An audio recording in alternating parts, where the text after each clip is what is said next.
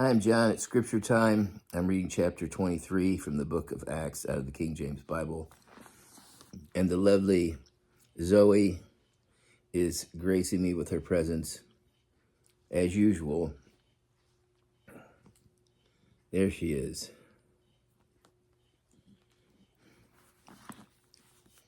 Chapter 23. And Paul, earnestly beholding the council, said, Men and brethren, I have lived in all good conscience before God until this day.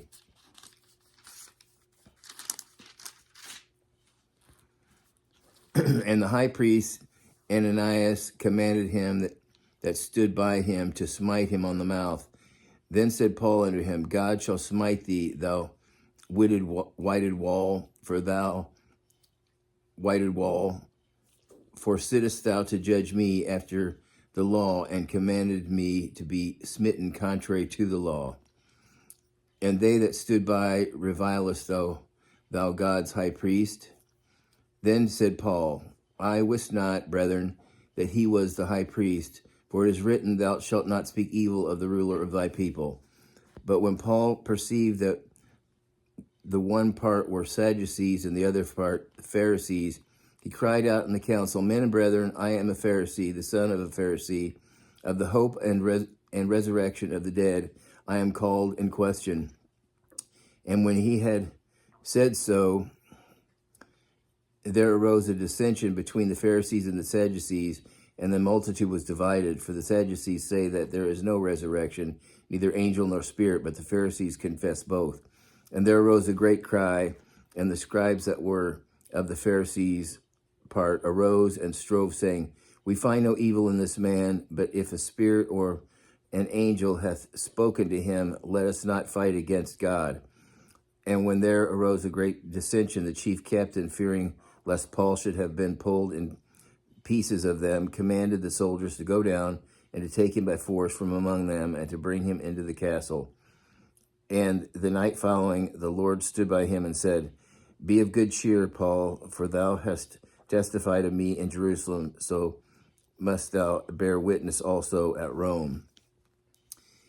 And when it was day, certain of the Jews banded together and bound themselves under a curse, saying that they would neither eat nor drink until they had killed Paul.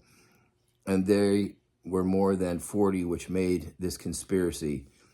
And they came to the chief priests and the elders and said, We have bound ourselves under a great curse, that we'll eat nothing until we have slain Paul. Now therefore ye with the council signify to the chief captain that he bring him down unto you tomorrow, as though ye would inquire something more perfectly concerning him, and we, or ever he come near, are ready to kill him. And when Paul's sister's son heard of their lying in wait, he went and entered into the castle and told Paul. Then Paul called one of the centurions unto him and said, Bring this young man into the chief captain, for he hath a certain thing to tell him.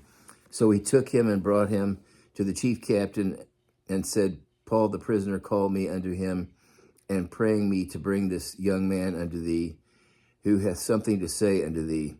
Then the chief captain took him by the hand and went with him aside privately and asked him, What is that thou hast to tell me? And he said, The Jews have agreed to desire thee that thou wouldest bring down Paul tomorrow to the council, as though they would inquire somewhat of him more perfectly, but do not thou yield unto them, for there lie in wait for him of them more than 40 men, which have bound themselves to an oath that they would neither eat nor drink until they have killed him. And now they are ready, looking for a promise from thee. So the chief captain then let the young man depart and charge him, See thou tell no man that thou hast showed these things to me.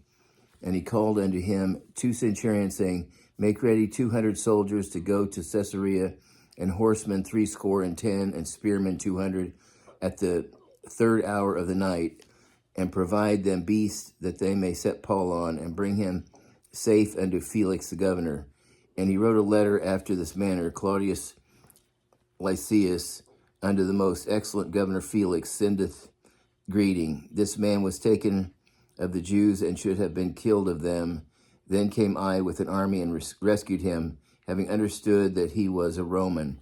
And when I would have known the cause, therefore, they accused him, I brought him forth into their council, whom I perceived to be accused of questions of their law, but to have nothing laid to his charge worthy of death or of bonds. And when it was told me how that the Jews laid wait for the man, I sent straightway to give commandments to his accusers also to say before thee that they had against him farewell. Then the soldiers, as it was commanded them, took Paul and brought him by night to Antipatris. On the morrow they left the horsemen to go with him and returned to the castle, who, when they came to Caesarea and delivered the epistle to the governor, presented Paul before him. And when the governor had read the letter, he asked of what province he was, and when he understood that he was of Cilicia, that he was of Cilicia. I will hear thee, said he, when thine accusers are also come. And he commanded him to be kept in Herod's judgment hall. That's the end of chapter 23, and until next time, God bless.